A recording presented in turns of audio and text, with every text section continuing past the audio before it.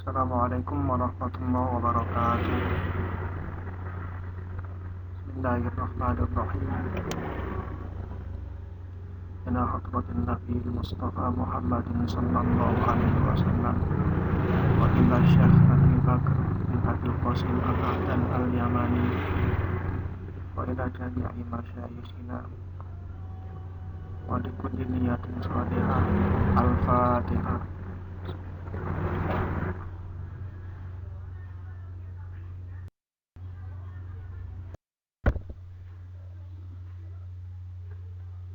Bismillahirrahmanirrahim.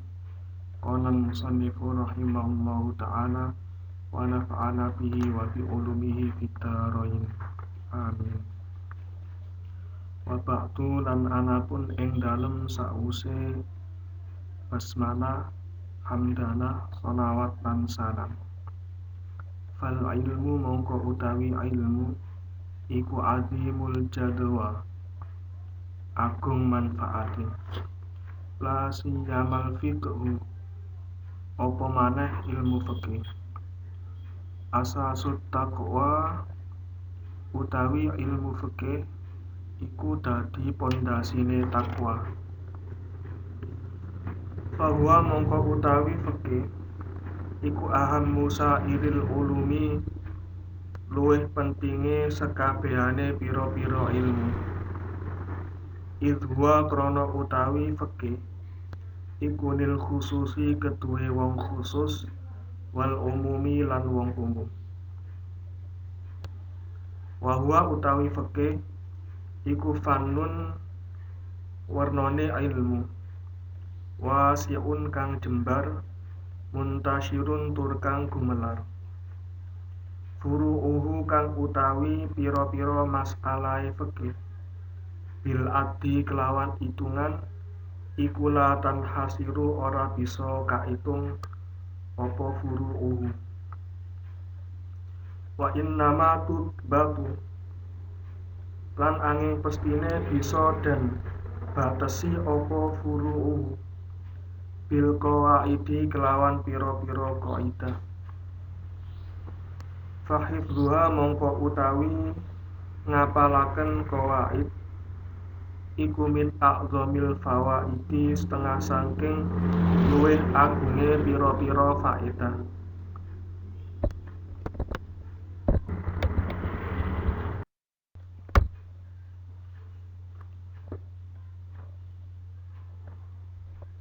Wahadi utawi ikilah perkara kang ana ing dalem ati ingsun iku urjuzatun, pira-pira nazam kang nganggo bahar rojaz, muhabbaratun kang edi, wajizatun tur kang ringkes, mutqanatun tur kang den kokohaken, muharraratun tur kang den bersihaken.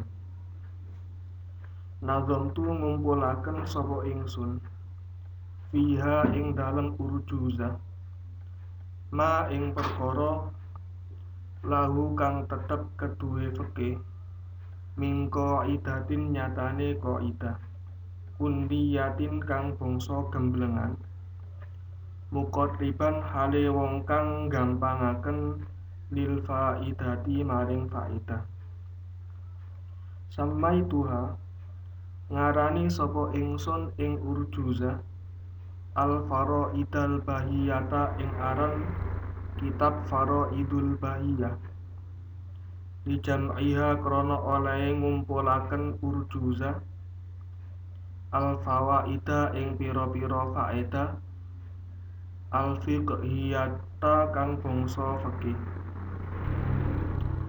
Lakhos tuha ngeringkes sapa ingsun ing urjuzah biauni Rabbi kelawan lantaran pitulungane pangeran ingsun Al-Qadiri kang maha kuwasa min lujjatil asbahi wan nadhairi saking jerone kitab Al-Asbah wan Nadhair.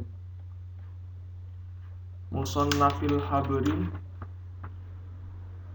rupane kitab kang den anggit wong kang alim kang bagus tembunge. As-Suyuti kang bangsa daerah Suyut, Al-Ajalli kang agung. Jazahu muga-muga males ing As-Suyuti khairon ing kebagusan sapa Rabbuna pangeran ingsun. Azza halimoho mulya sapa Rabbuna wa jalla lan halimoho agung sapa Rabbuna.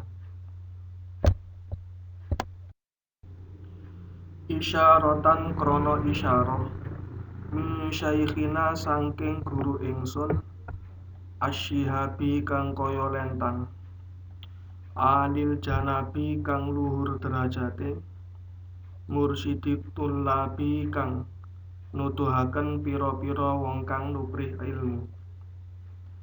Akni ngersakaken sapa ingsun As-Sofiyya ing Syekh Sofiyuddin Ahmad bin An-Nasyiri rupane Syekh Ahmad bin An-Nasyiri Hawil ma'ali kang ngumpulaken pira-pira keluhuran wal jamali lan kebagusan al-bahiri tur kang mencorong. Jazahu muga-muga males ing syaikhina sapa Rabbi pangeran ingsun afdholal jazai kelawan luweh utamane piwales anni saking ingsun wazadahu lan muga-muga nambahi sapa Rabbi ing syaikhina apane minal atoi peparingi. Fa innahu krana temen setuhune syaikhina iku amaroni wis merentah sapa syaikhina ing ingsun fima ing dalem zaman ghabara kang wis kliwat apa ma binad bihadihil qawaidi kelawan gawe nadhome iki pira-pira kaidah al-ghurari pira-pira kang mencorong. Al-ghurari pira-pira kang mencorong. Baik, sekarang saya akan menjelaskan isi kandungan dari nadhom-nadhom yang telah saya bacakan tadi. Wa ba'du fal ilmu azimul jadwa. Setelah tadi di muqaddimah setelah sebelumnya Kiai Musonef mengungkapkan hamdalah, basmalah, hamdalah dan seterusnya sampai sholawat dan salam. Kemudian beliau menyampaikan fal ilmu azimul jadwa. Ilmu agama itu amat sangat banyak manfaatnya.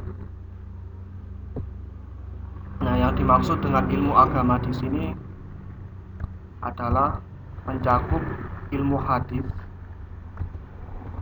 ilmu tafsir, ilmu fikih, dan ilmu alat untuk memahami ilmu-ilmu di atas, yaitu ilmu hadis, ilmu tafsir, dan ilmu fikih. Nah, ilmu alat ini seperti yang kita tahu mencakup ilmu nahwu, ilmu shorof, dan balaghah. Jika ada yang lainnya maka terkait dengan ilmu-ilmu ini. Jadi yang pokok adalah ini. La siyamal fiqhu asasut taqwa. Terutama atau apalagi ilmu fikih yang menjadi asas dalam bertakwa. Kita tahu bahwa takwa itu adalah menjalankan segala perintah Allah dan menjauhi segala larangannya. Nah, untuk bisa menerapkan itu, otomatis kita harus memahami hukum-hukum agama, memahami larangan-larangannya, perintah-perintahnya, dan itu semua dibahas di dalam ilmu fikih. Itulah kenapa ilmu fikih disebut sebagai asas atau pondasi dalam bertakwa. Fahuwa ahammu sa'iril ulumi. Ilmu fikih itu ilmu yang paling penting di antara ilmu-ilmu yang lainnya. Kenapa demikian? Karena idhuwa lil khususi wal umumi. Ilmu fikih itu wajib dipelajari oleh semua kalangan, baik kalangan khusus, yang dimaksud kalangan khusus adalah orang-orang yang memiliki kecerdasan mungkin di atas rata-rata gitu ya, atau kecerdasan lah gitu, atau yang sangat cerdas. Sedangkan umum adalah orang-orang pada umumnya, orang-orang biasa. Semuanya wajib memahami fikih, semuanya wajib mempelajari ilmu fikih. Karena tanpa tahu ilmu fikih, ibadahnya itu besar kemungkinan akan keliru. Bahkan ada makalah suatu amal atau ibadah tanpa didasari ilmu, maka ibadah dan amal tersebut tidak akan diterima oleh Allah. Itu adalah kalam yang masyhur. Wa huwa fanun wasi'un muntashir. Ilmu fikih itu merupakan bidang yang luas, cakupannya sangat luas, mencakup berbagai macam persoalan hidup. Permasalahan ilmu fikih juga tidak dapat dihitung, karena saking banyaknya permasalahan fikih tidak dapat dihitung. Kalau kita membaca takrib, masih ada Fathul Qorib. Membaca Fathul Qorib masih ada di atasnya lagi Tausyikh misalkan, atau Baijuri misalkan. Bahkan masih ada kitab-kitab yang lain yang super tebal, yang kalau kita baca ternyata kita jadi takjub ya kan, betapa luasnya ilmu fikih. Dan itu pun masih belum cukup, masih ada kitab-kitab yang lain.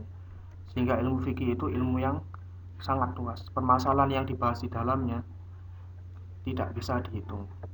Nah, oleh karena itu, untuk menguasai seluruhnya itu mungkin sangat sulit. Karena itu para ulama melakukan upaya bagaimana supaya ilmu fikih itu menjadi ringkas. Karena itu permasalahan fikih, karena saking luasnya permasalahan fikih hanya bisa dirangkum dengan kaidah atau diringkas dengan kaidah. Kaidah itu adalah bisa kita sebut seperti semacam rumus.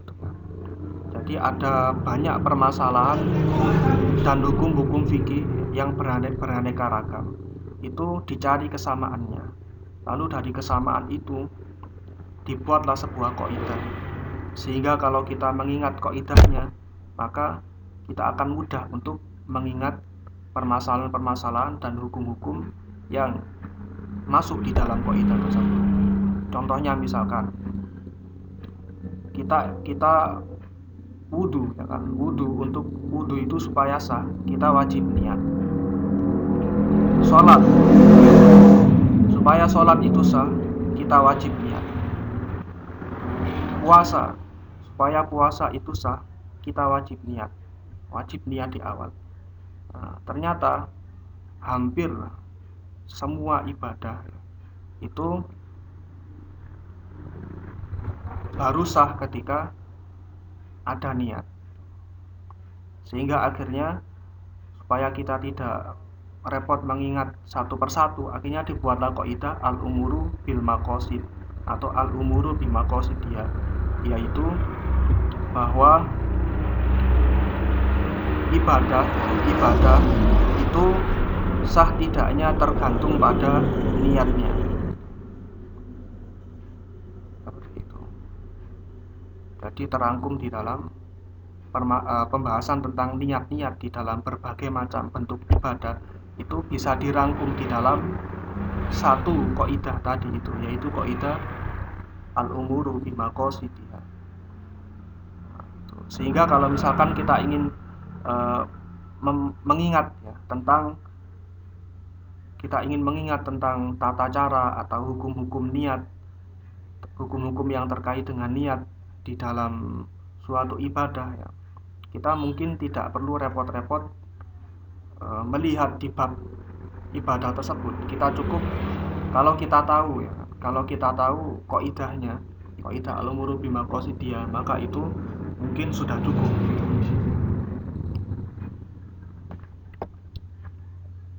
Fahidhuha min a'zamil fawaidi. Oleh karena itu menghafal kaidah fikih itu memiliki banyak sekali manfaat. Jadi kalau kita hafal kaidah, kita akan mudah dalam menghafal atau mengingat-ingat permasalahan dan hukum-hukum fikih yang beraneka ragam.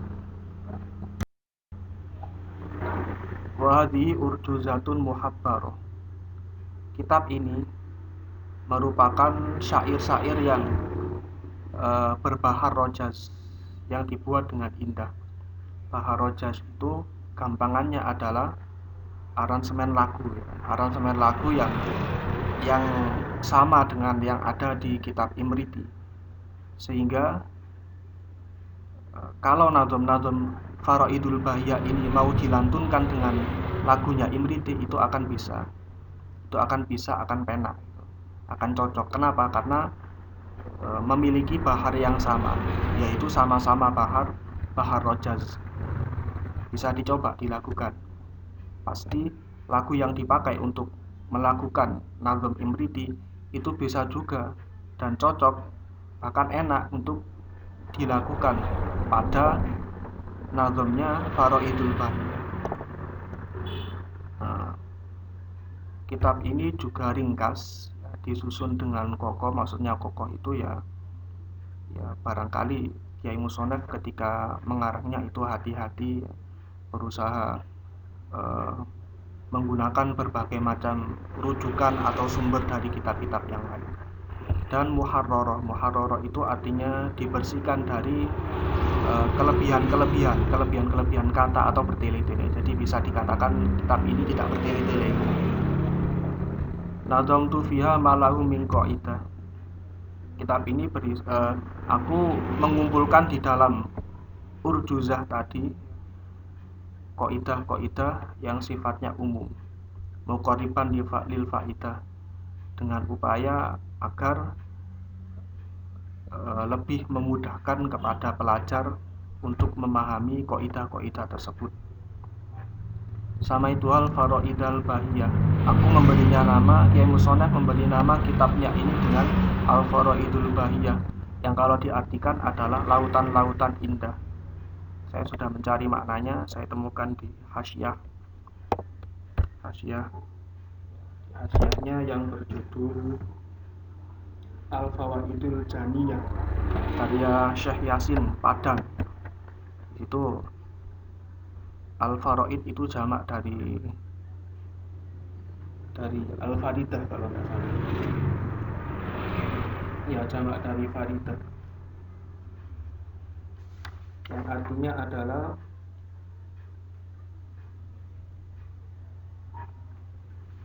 lautan itu.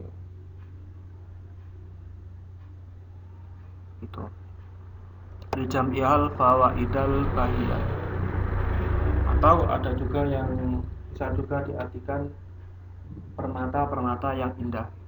Di Jam'iyal Fawaidul Fiqhiyah, karena Faraidul Bahiyah ini mengumpulkan atau menghimpun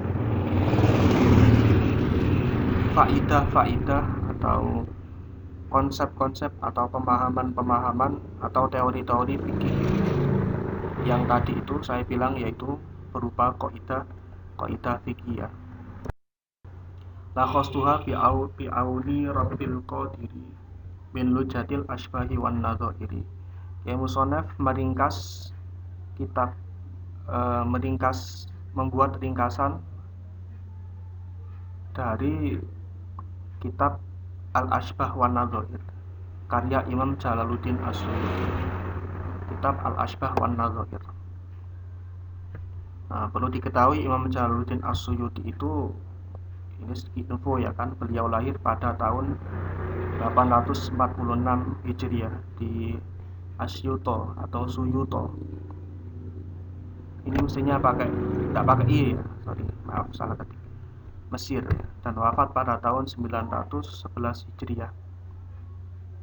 Beliau ini tokoh yang pada masanya itu tidak tertandingi karena saking alimnya, sehingga beliau dinobatkan menjadi mujaddid pada kurun atau pada abad ke-10 Hijriah, karena tidak ada tandingannya pada masa itu.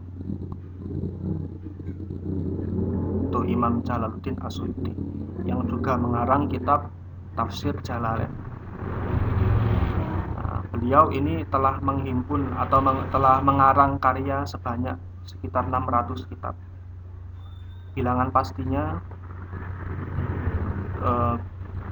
ya antara 500-an sampai 600 gitu. Jadi ini sekitar 600, karena biasanya karya-karya ulama itu ada yang ditemukan dan ada yang tidak ditemukan. Yang ditemukan itu sekitar, tadi saya baca itu 500-an, 500 sekian. Nanti kalau mungkin ada yang tidak ditemukan mungkin ya sekitar 600-an. Bisa dibayangkan betapa di masa hidupnya beliau telah begitu produktif menghasilkan berbagai macam karya. Isyaratan min syaikhina syihabi alil janabi mursyidit tullabi. Kiai Musonaf mengarang kitab Faraidul Bahiyah itu didorong oleh isyarat dari guru beliau, yaitu Syekh Ahmad bin An-Nasyiri. Ini nama lengkapnya. Guru yang minta Musonaf menulis Al-Faraidul Bahiyah adalah Syekh Sofiyuddin Ahmad bin Abdurrahman An-Nasyiri, yang merupakan salah satu murid dari Imam Ibnu Hajar Al-Haytami. Tuh, Imam Ibnu Hajar Al-Haytami yang terkenal itu ya. Jazahu Rabbi afdolal jazai. Semoga Allah memberi balasan paling utama kepada beliau, yaitu Syekh Sofiyuddin tadi. Anni wazadahu minal atoi, dari saya, wazadahu minal atoi, dan semoga Allah menambahkan karunia-Nya kepada beliau. Fa'innahu amaroni fima ghabar, karena beliau yaitu Syekh Ahmad bin An-Nasyiri atau Syekh Sofiyuddin Ahmad bin An-Nasyiri itu telah menitahkan Kiai Musonef untuk menyusun nazam kaidah-kaidah fikih yang telah berhasil, dan ini adalah kitab, dan kitabnya adalah kitab yang kita pelajari sekarang ini. Demikian apa yang bisa saya sampaikan. Silakan kalian beri makna pada kitab kalian. Apabila ada penjelasan yang kurang jelas, bisa ditanyakan kepada nomor WA saya atau ketika bertemu dengan saya. Wallahu a'lam bishawab. Semoga menjadi keberkahan dan kebermanfaatan buat teman-teman semua di kelas 2 Wusto. Sekian, wassalamualaikum warahmatullahi wabarakatuh.